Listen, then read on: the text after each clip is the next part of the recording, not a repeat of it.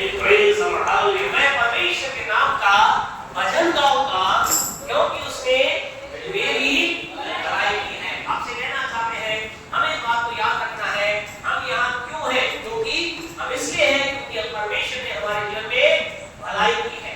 हमारे लिए प्रभु कैसा रहा? भला रहा। वो आगे भला रहेगा। यदि अभी तक आपने उसकी भलाई को नहीं देखा है, इस क्षेत्र का कभी नहीं प्राप्त किया है, तो आपसे कहना चाहते हैं इस भजन 13:6 को लगातार रोज इस बात की घोषणा करें, रोज इस बात को बोले। क्या बोले? मैं परमेश्वर भजन गाऊंगा, मैं परमेश्वर भजन गाता हूँ। क्यों गाता हूँ?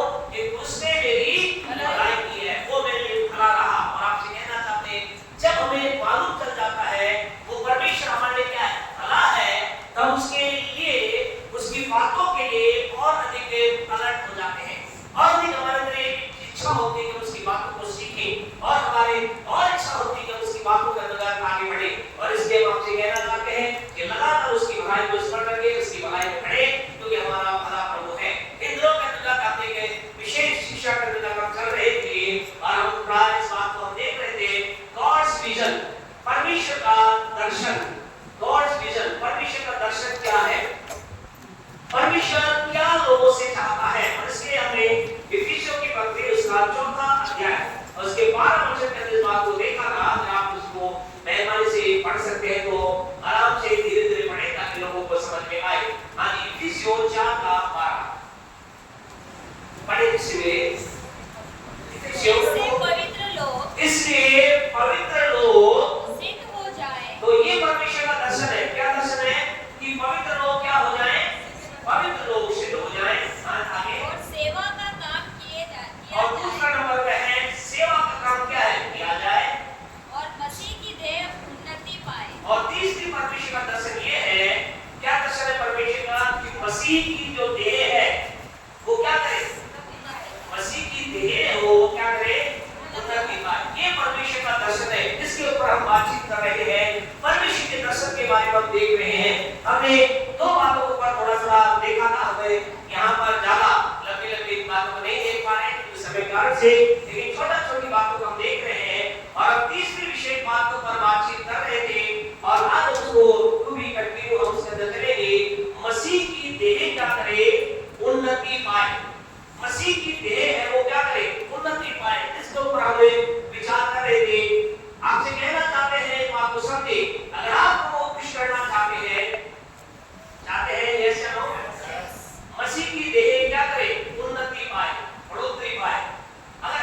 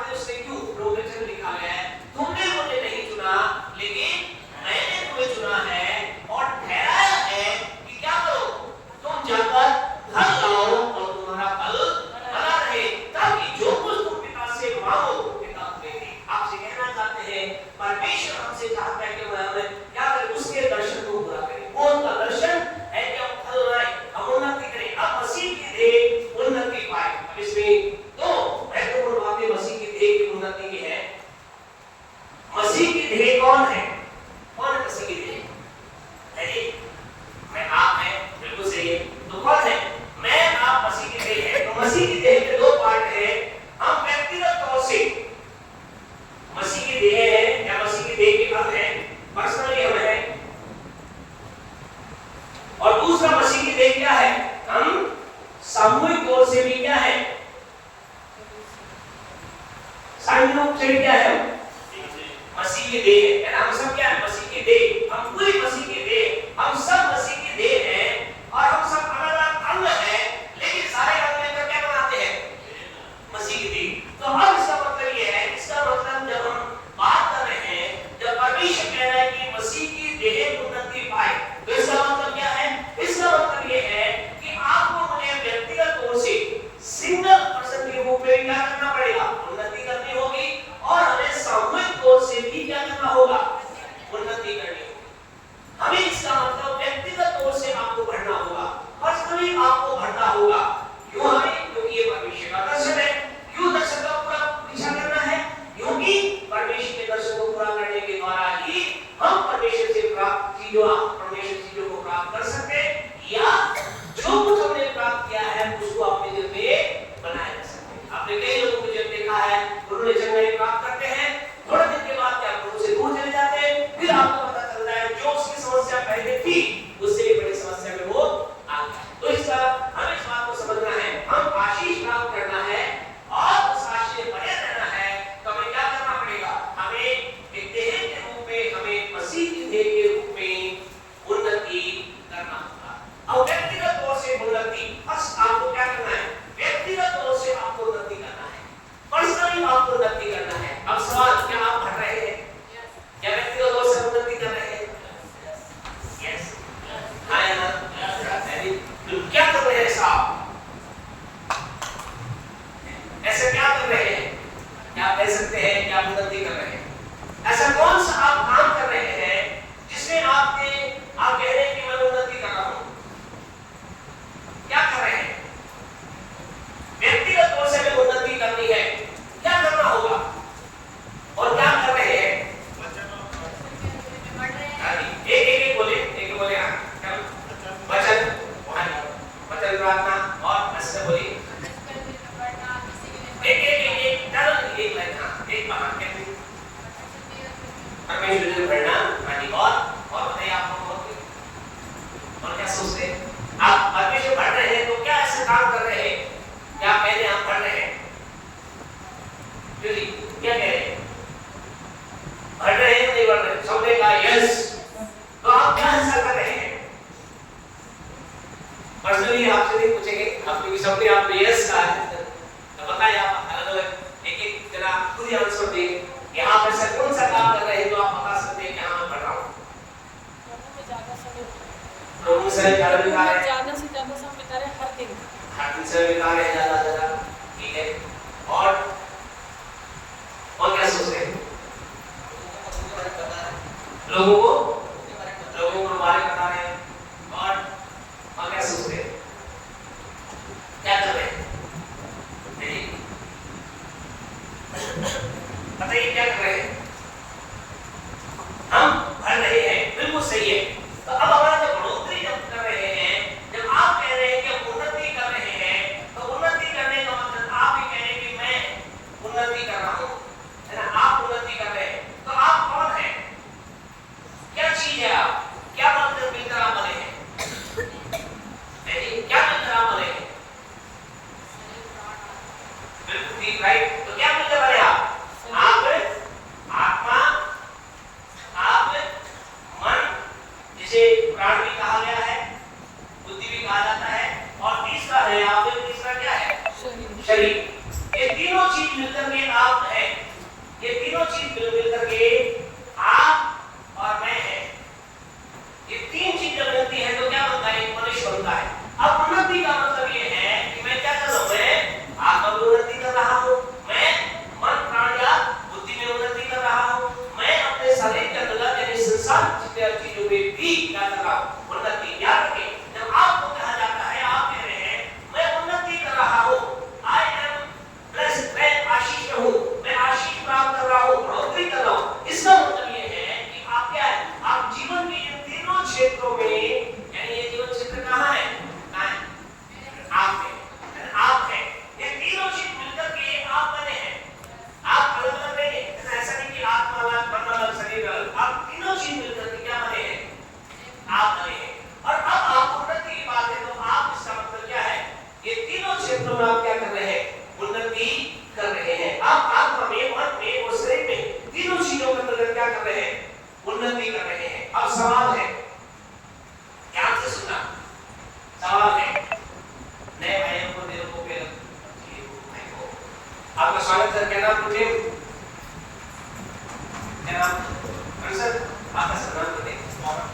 सोमा, आपका वेलकम है, वेलकम।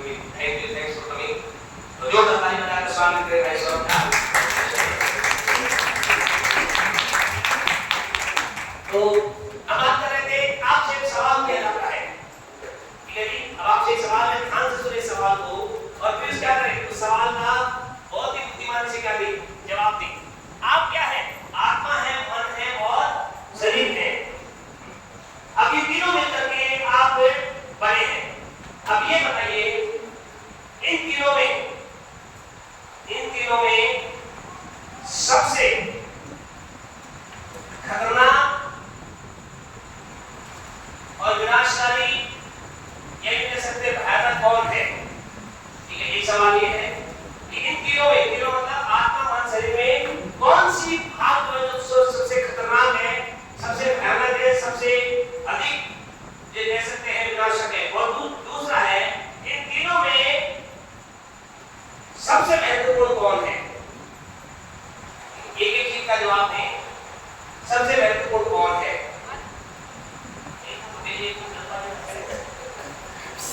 जल्दी काम आगे, ठीक है जी?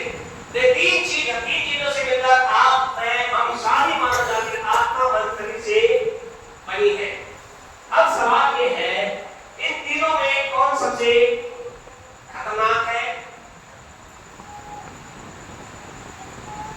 और कौन इनमें सबसे महत्वपूर्ण है? पता है सबसे खतरनाक कौन है इसमें?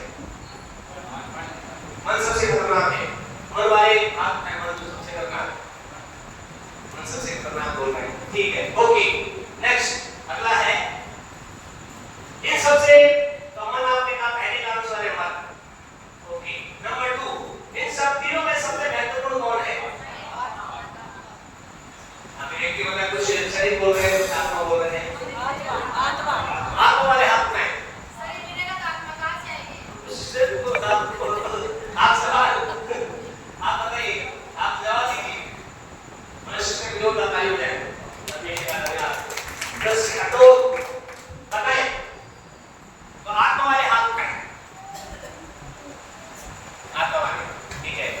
मन वाले हाथ में जो सबसे महत्वपूर्ण मन है, वही कह रहा। सबसे महत्वपूर्ण शरीर है, आत्मा है, आत्मा है, ठीक है। जिससे आपने एक है मन, कौन महत्वपूर्ण तीनों में से? आत्मा, मन, शरीर कौन महत्वपूर्ण है? हाँ, वो आपको बोल रहा है, आप क्या कह रहे हैं? कुछ नहीं। तो ज्यादा कुछ लोगों ने बताया है आत्मा और एक ने बताया है शरीर, ओके। अब हम इसकी जांच करेंगे कि आपके आंसर क्या है, सही है या गलत है। कहां से देखेंगे? प्रभु के वचन से देखेंगे कि सबसे खतरनाक कौन है, सबसे खतरनाक कौन है। अब आपसे कहना चाहते हैं, आपने कहा सबसे खतरनाक कौन है? मन है। लेकिन अब आप अगले बात इसको देखते हैं कि सबसे खतरनाक कौन है, जिसके द्वारा खतरा उत्पन्न हो सकता है। तो प्रभु के वचन से देखेंगे, तो प्रभु के वचन के अनुसार सबसे जो खतरनाक बताया गया है, वो बताया वो है शरीर, ठीक है जी? कौन है?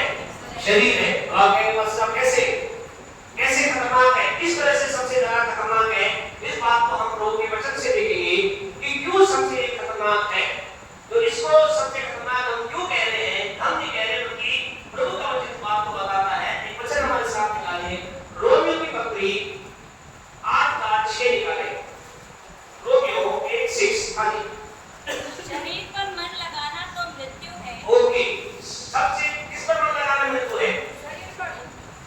क्यों शरीर को कह रहे खतरनाक है? क्योंकि इस पर मन लगाया तो ये क्या करेगा? मृत्यु को ले जाएगा। नंबर 2, दूसरी बात है जिसके 8 के 7 को पढ़ेंगे, हमारे से 8 के 7 को पढ़ेगा, कहता है क्योंकि शरीर पर मन लगाना तो परमेश्वर से बैर रखना है। ओके, शरीर पर खतरनाक इसलिए कह रहे हैं, अगर एक व्यक्ति ने शरीर पर मन लगाया, अगर उसने क्या किया, शरीर पर मन लगाया, तो क्या है? जो व्यक्ति शरीर पर मन लगाता है वो क्या बन जाता है? परमेश्वर का बैरी, ठीक है? ओके, तीसरा कारण क्यों कह रहे हैं? इसी 8 के अंदर में आगे बढ़े, 8 के 8 को पढ़े, क्या कहता है? जो शारीरिक दशा में है, हाँ जी, वे परमेश्वर को प्रसन्न नहीं कर सकते। ओके, तीसरा कारण ये है, जो सारे यानी शरीर सबसे खतरनाक इसलिए है क्योंकि परमेश्वर को प्रसन्न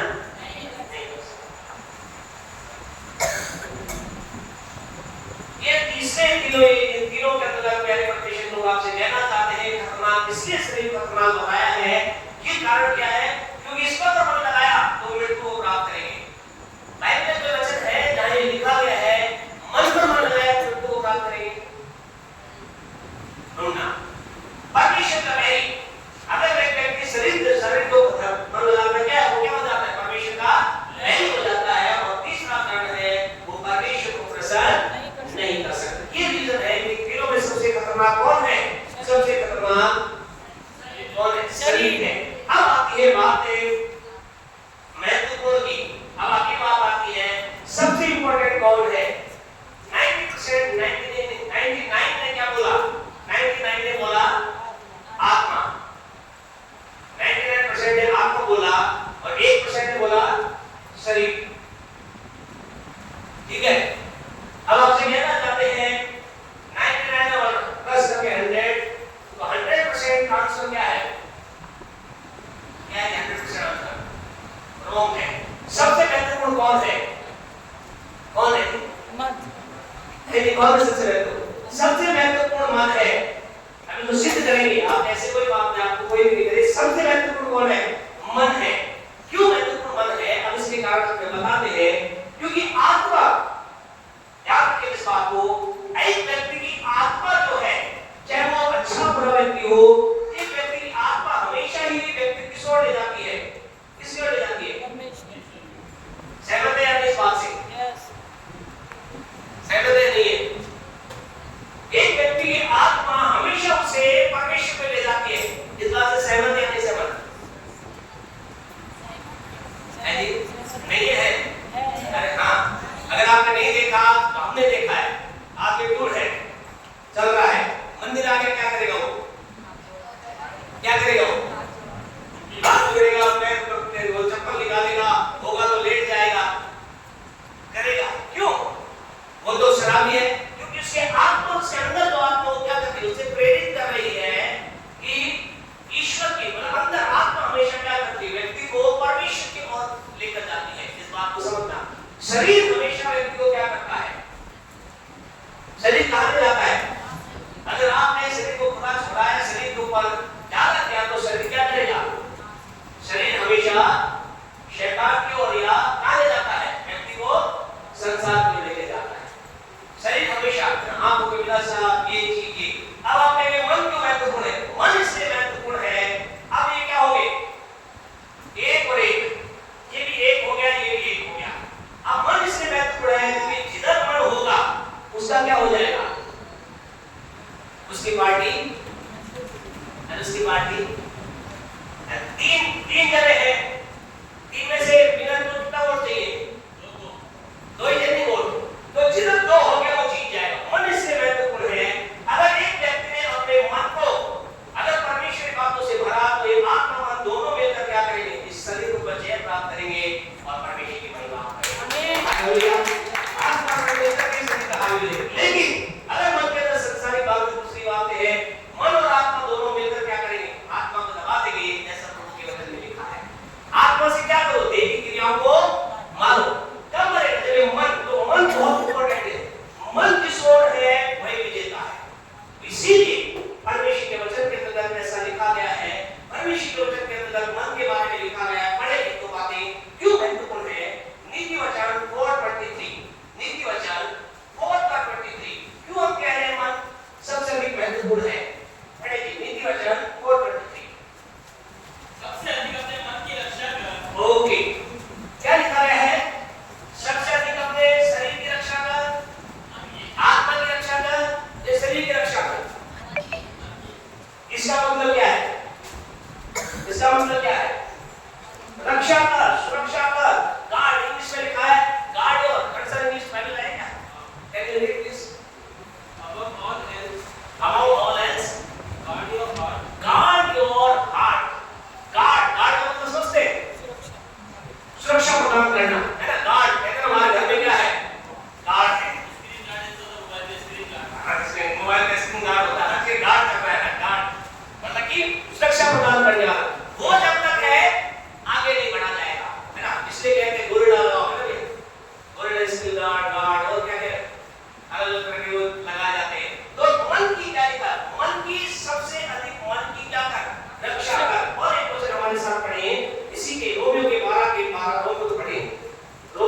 बात को पढ़ेंगे।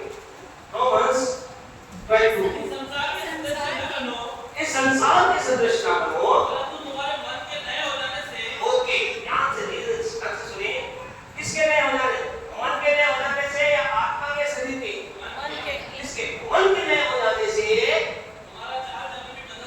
तुम्हारा चाल चलन भी बदलता जाए। इसका मतलब मन बदलेगा तो क्या होगा? चाल चलन भी बदलेगा। बदल जाएगा। चाल चलन तो बदलना ही होगा। आज लोगों का चाल चलन चेंज भी नहीं होता, मन नहीं बदलता। मन बदल जाएगा तो क्या होगा? चाल चलन भी बदल जाएगा। इसीलिए परमेश्वर के वचन के प्रकार लिखा गया है, अपने मन को मन के नए, हमें क्या करना? रोज अपने मन को नया करना है। मन के अंदर हमें प्रभु की बातों को लाना है, मन के अंदर परमेश्वर को लाना है। और जो ही मन हमारा तैयार हो जाएगा, परमेश्वर की बातों से भर जाएगा, आप जी कहे आपका मन और आत्मा एक हो जाएंगे और आप चैन की बातों में चलेंगे। आप संसार की बातों में चैन पाएंगे, आप बुराई की बातों में चैन पाएंगे, आप नशे की बातों में चैन पाएंगे, आप झूठ की बातों में चैन पाएंगे, आप तमाम प्रकार के लोभ लालच अभिलाषाओं की बातों में चैन पाएंगे। क्यों? क्योंकि अब आपके शरीर में क्या है? दो ताकतें मिल गई है। कौन कौन? आत्मा मन एक हो गए, वो पावरफुल हो जाएंगे और वो क्या करेंगे? आपके शरीर के ऊपर वो हावी होंगे, फिर आपका शरीर आप पर हावी नहीं हो पाएगा। तो हमें क्या करना है? हम कह रहे हैं हमें उन्नति करनी है। कहाँ उन्नति करनी है? व्यक्तिगत तौर से हमें कहाँ उन्नति करनी है? हमें अपने आत्मा में और हमारे मन में और हमारे शरीर, तीनों क्षेत्रों में हमें क्या करना है? उन्नति करना है। और इस बात को हमने समझा है कि तीनों की क्या क्या महत्वता है, क्या चीज हमें खतरा है, और इसलिए हमें अपने आप को और अपने क्या करना है? लगातार उन्नति बढ़ना है, ताकि हम अपने जीवन से परमेश्वर के दर्शन को पूरा कर सकें। हमारे जीवन के द्वारा परमेश्वर के दर्शन को पूरा कर सकें। हमारे लगातार इन चीजों की उन्नति के लिए, व्यक्तिगत तौर से चीजों की उन्नति के लिए हम आपका आंसर जो आपने दिया वो होता है। अब हम क्या करते हैं? इसकी उन्नति के लिए हमें क्या करना है? हमें अधिक से अधिक प्रार्थना करना है, वचन पढ़ना है, संगति करनी है। हमें वह लोगों को परमेश्वर के वचन के बारे में बताना है। हमें अधिक से अधिक आत्मिक जो बातें हैं, परमेश्वर के वचन की जो बातें हैं उनके अंदर अधिक से अधिक हमें क्या करना है? इन बातों में उन्नति करते चले जाना। एक बात भी आपसे कह रहे हैं, इस बात को ध्यान से सुनिए, ध्यान से समझिए, इस बात को अपने लिए ग्रहण करें। अगर मुझे व्यक्तिगत उन्नति करनी है तो मुझे क्या करना पड़ेगा? मुझे प्रार्थना में, वचन में, संगति में, वचन के बारे में, दूसरों को बताने के बारे में हमें उन्नति करना ही होगा। इन चीजों को हमें बढ़ाना ही होगा। अब एक आपसे कहना चाहते हैं, आप बहुत संदेश सुनते हैं, लेकिन अगर आप व्यक्तिगत तौर से वचन को नहीं पढ़ रहे हैं, आपका मेरा संदेश सुनना बेकार है। हम बहुत लोग हमारे खूब प्रार्थना कर रहे हैं, आप दिन में 50 जगह फोन लगा देते हो, मेरे लिए प्रार्थना कर, मेरे लिए प्रार्थना करो, मेरे लिए प्रार्थना करो, मेरे लिए प्रार्थना करो। अच्छी बात है, लेकिन व्यक्तिगत तौर से भी हमें प्रार्थना में पढ़ना है। आप बहुत संगति व्यक्तिगत तौर से अधिक से हमें ध्यान रखें, ये चीजें हमें अपने जीवन के अंदर लगातार करते रहना है। आप एक बात फिर कहना चाहते हैं, दुनिया के अंदर चीजें चेंज हो रही है, दुनिया के अंदर चीजें बदल रही है, दुनिया के अंदर चीजों के अंदर बदलाव आ रहा है, लेकिन परमेश्वर के सिद्धांत में, परमेश्वर कार्य में कोई बदलाव नहीं हुआ।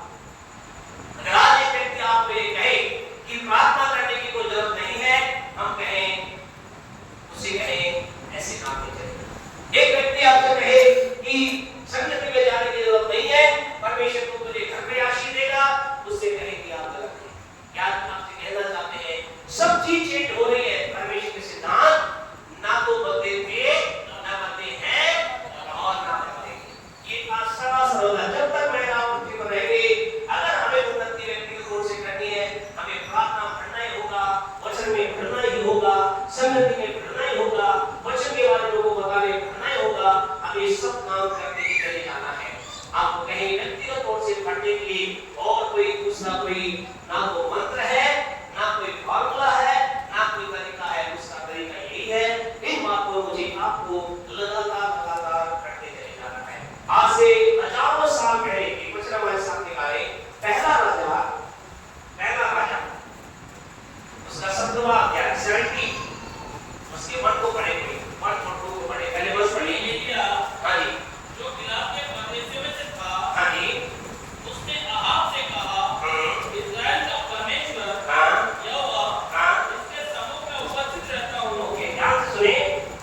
उसके सम्मुख में उपस्थित रहता हूं। ध्यान रखिए, यहाँ एलिया नाम का व्यक्ति है जी। कौन है व्यक्ति? एलिया। एलिया नाम का व्यक्ति क्या कह रहा है? मैं वो जन हूं जो कहां रहता हूं? परमेश्वर की उपस्थिति में रहने वाला व्यक्ति हूं। दूसरे शब्दों में वो कह रहा है मेरा क्वालिटी टाइम परमेश्वर की उपस्थिति में बीतता है, मेरा ज्यादातर टाइम परमेश्वर की उपस्थिति में बीतता है। मैं वो हूं जो कहां रहता हूं? परमेश्वर की उपस्थिति में लगातार रहता हूं। आज की रात आपसे कहना चाहते हैं, मुझे आपको अपने आप को कहना है, मैं वो व्यक्ति हूं जो परमेश्वर की उपस्थिति में रहता हूं। और फिर क्या हुआ? दो को बड़े भाई क्या कहता है?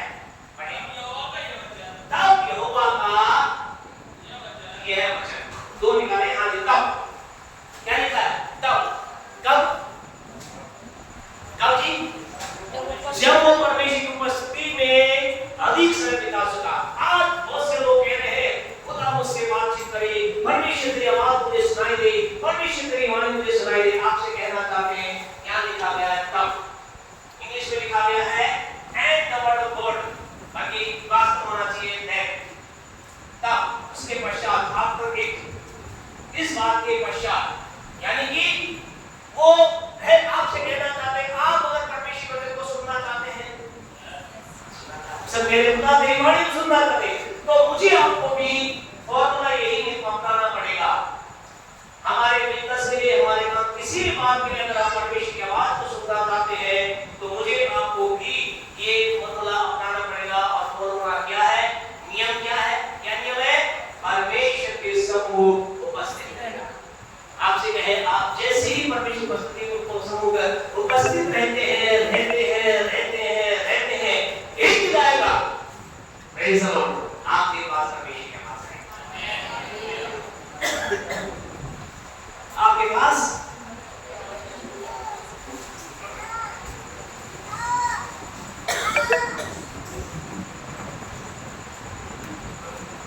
बड़े द्वार सत्ता एक बड़े इसकी एलिया जो गिलाद के प्रदेशों में था, उसने अहाब से कहा, इस्राएल का परमेश्वर यहोवा जिसके सम्मुख में उपस्थित रहता हूं, हाँ जी, उसके जीवन की शपथ, हाँ, इन वर्षों में मेरे कहे बिना न तो मैं बरसेगा, हाँ जी, न ओस पड़ेगी। तब यहोवा का ये वचन, तब यहोवा का ये वचन, बस प्यारे परमेश्वर आपसे कहना चाहते हैं, मुझे आपको अगर परमेश्वर के वचन को प्राप्त करना है तो आपसे कहें, मुझे आपको किसी भविष्यवक्ता के पास जाने की जरूरत नहीं है। आपको मुझे किसी भी प्रभु के बड़े सेवक के पास जाकर कहने की जरूरत नहीं है, मेरे पिता का बताइए पिता क्या कह रहा है। आपको कहना चाहते हैं, आपको खुद परमेश्वर के सम्मुख में अधिकारी से समय बिताना। जो ही आप बिताएंगे, आप कोई क्यों ना हो। आज हमारे भाई फर्स्ट में क्या नाम है आपका? सौरभ सर, हम कह रहे सौरभ भाई को कहना चाहते हैं, सौरभ साहब आपके लिए आप भी कोई भी, हम चाहे कितने भी पुराने हो कितने नए हो, अगर हम परमेश्वर के सम्मुख अपने समय को बिताएंगे, परमेश्वर की आवाज को सुन पाएंगे, परमेश्वर की आवाज को सुन पाएंगे। और नियम यही है, और इसी आधार पर हम जीवन के अंदर उन्नति करेंगे। तो आपसे कहना चाहते हैं कि हजारों साल पहले की बात है, करीब इस पहले राजा की पुस्तक लिखने का सन शायद 1500 या 1600 बीसी था, और अभी जो हमारा चल रहा है, क्या चल रहा है? एडी चल रहा है। यानी हजारों साल पहले भी क्या था? नियम वही था। आज भी नियम क्या है बेटा? देखो इधर नहीं बचा है, जब बात में तो आज भी नियम क्या है? आज भी नियम यही है, अगर मुझे परमेश्वर की आवाज को सुनना है तो क्या करना है? परमेश्वर के सम्मुख रहना ही होगा। आपसे कहना चाहते हैं, पहला हमारा काम यह है कि हम क्या करें? व्यक्तिगत तौर से इन बातों का अंदर पड़े।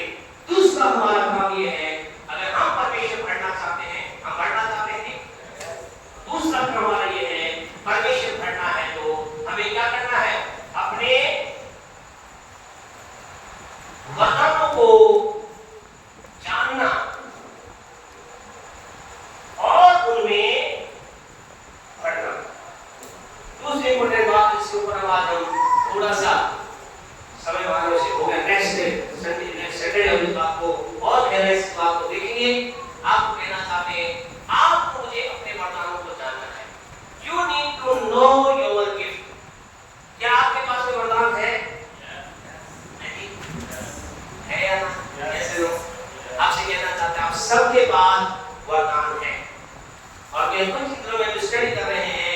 प्रभु के लोगों ने अलग तरह से खोज की और निकाला 25 कुल वरदान, 25 वरदान। और आपसे कहें यही केवल नहीं है, और भी वरदान है बाइबल के अंदर, लेकिन कुल 25 वरदानों के बारे में कुछ लोगों ने स्टडी की और उन्होंने पता लगाया, और उसके पश्चात उन्होंने कहा कि इन 25 वरदानों में से एक या दो वरदान लोगों के जीवन में है, या इनमें से एक व्यक्ति के इनमें से ज्यादा भी वरदान हो सकते हैं। आपसे कहना चाहते हैं आपको क्या करना है, आपको अपने वरदान का पता करना है। अगर आपको अपने वरदान का पता नहीं है तो आप पढ़ेंगे कैसे? जब तक आपको मालूम ही नहीं मेरा वरदान क्या है, मेरे जीवन में कौन सा वरदान काम कर रहा है, मेरे लाइफ में कौन सा वरदान काम कर रहा है, मुझे मालूम ही नहीं तो मैं पढ़ूंगा क्या किस जगह? तो कुल 25 वरदानों के बारे में आज हम सारी की बातचीत नहीं करेंगे, आपस सोचे सबके बारे में बातचीत करेंगे, लेकिन कुछ एक वरदानों के बारे में आपसे बातचीत करेंगे, क्योंकि ये वरदान है जो आपको बढ़ने में मदद करेंगे, परमेश्वर के अंतर्गत अपने आप के अंतर्गत उन्नति करने में। 25 वरदान है जो आपकी मदद करेंगे, जो आपकी सहायता करेंगे, जो आपको जीवन के अंतर्गत आगे ले जाएंगे, और जिसके द्वारा ना केवल आप आशीष प्राप्त करेंगे, लेकिन आपसे कहना चाहते हैं आपके वरदान के द्वारा आपके पड़ोसी, आपके भाई बंधु और आपके लोग आशीष प्राप्त। हमें क्या करना है? मुझे मेरे वरदान की खोज करनी है, मेरे अंदर कौन सा वरदान है, मेरी लाइफ में कौन सा वरदान है। तो पहला जो वरदान है से प्रभु के लोगों ने खोजा, प्रभु के लोगों ने पता लगाया, तो उन्होंने कहा पहला वरदान है उपकार, सहायता करने का वरदान। पहला वरदान है सहायता करने का वरदान, हेल्पिंग। इसके लिए क्वेश्चन हमारे साथ निकाले मेरे नाम से रोमियो की पत्री 16वां अध्याय और उसके रोमन्स 16 का 1 और 2 पढ़े। क्या कहता है? मैं तुमसे हाँ जी, इमे के लिए जो हमारी बहन इतने भी कलीसिया की सेविका हाँ है विनती करता हूँ हाँ कि तुम जैसा कि पवित्र लोगों को चाहिए उसे प्रभु में ग्रहण करो, और जिस किसी बात में हाँ तुम्हारी आवश्यकता हो हाँ जी, उसकी सहायता करो, उसकी सहायता करो, विधर्मी बहुतों की हाँ तेरी भी उपकार करने वाली, हाँ जी। तेरी उपकार करने रही। तो यहाँ पर एक स्त्री के बारे में बताया गया है जिसका नाम क्या है? विवेक। विवेक है, और इसके बारे में क्या लिखा है? ये कौन है? एक स्त्री है जिसके बारे में लिखा है पौलुस कह रहा है इसकी तो बहुत मदद करना, इसकी तो बहुत सहायता करना। क्यों करना? क्योंकि इसने भी बहुतों की मदद की है और मेरी मदद की है। तो सहायता करने का वरदान, हेल्पिंग नेचर, तो ये वरदान है। आप देखना कहीं आप में तो नहीं है, अगर आप में है उस वरदान को आप आगे बढ़ाएं। एक और वरदान है जो कहलाता है अगुवाई करने का वरदान, लीडरशिप। ध्यान रखना, लीडरशिप की जब बात आ रही है तो ये दुनिया में लीडरशिप की बात हम नहीं कर रहे, दुनिया में लीडरशिप की बात नहीं कर रहे हम, परमेश्वर। अब यहाँ पर जो अगुवाई की बात कर रहे हैं, लीडरशिप, इस लीडरशिप का मतलब क्या है? ये अगुवाई का वरदान क्या करता है? जानते क्या करता है? जिस व्यक्ति का दुनिया में अगुवाई करने का, लीडरशिप करने का वरदान होता है, वो क्या करता है? वो आगे बढ़ करके लोगों की अगुवाई करता है। कि लोगों की अगुवाई करता है, क्या कहता है? मैं बॉस हूं, ऐसा अगुवाई नहीं। ये लीडरशिप का मतलब वो आगे बढ़कर लोगों की अगुवाई करता है कि लोग क्या कर सके, लोग जीवन के उन क्षेत्रों में जहां कमजोर हैं आत्मिक रूप से, उन्हें क्या करता है? उन्हें बिल्डअप कर करके परमेश्वर बढ़ाता है। वो लोगों की अगुवाई करता है। वो क्या करता है? वो देखता है। क्या देखता है? ये मेरी बहन क्या है, ये मेरा भाई क्या है, ये प्रार्थना में कमजोर है, कल उसकी बात है, देखो भाई तुम्हें क्या करना है?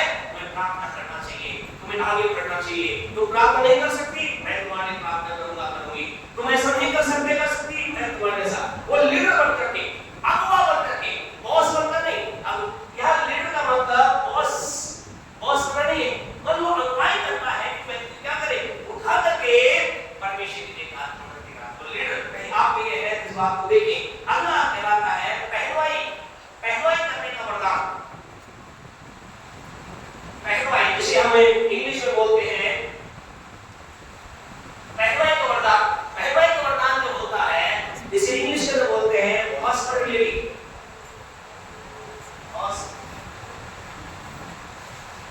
पहलवाई का वरदान, ये वरदान एक ऐसा वरदान होता है जिससे व्यक्ति क्या करता है?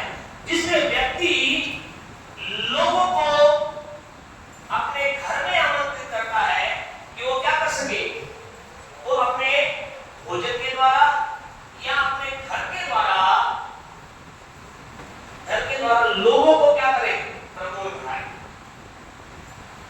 इसको आप अभी समझेंगे। आप कहेंगे हम तो ये दूध में है। इसमें क्या होता है, माने कुछ लोग प्रभु के लोग आए हैं और आपको पता चला कि प्रभु के लोग आए हैं, एकदम अगर आपने अपने बहन भाई को बनाना है, आप क्या करेंगे, एकदम आप कहेंगे बस साहब क्या बोल लोगों को मेरे पास भेज दो और रात में घर रुकेंगे, चिंता मत करो, मैं खाना मैं खिलाऊंगा, 3 टाइम का खाना है, 1 टाइम का मैं खिलाऊंगा। यानी कि आगे बढ़ करके कहा आह्वान नहीं किया जाता, उसके लिए ऐसा नहीं कहा जाता कौन इनके लिए करेगा, उसके अंदर एक इच्छा होती है, जागृत रहती है, लल्ला उसके अंदर हमेशा उसके अंदर एक ये चीज बनी रहती है, आज कोई आए मैं क्या करूं, सब अपने घर में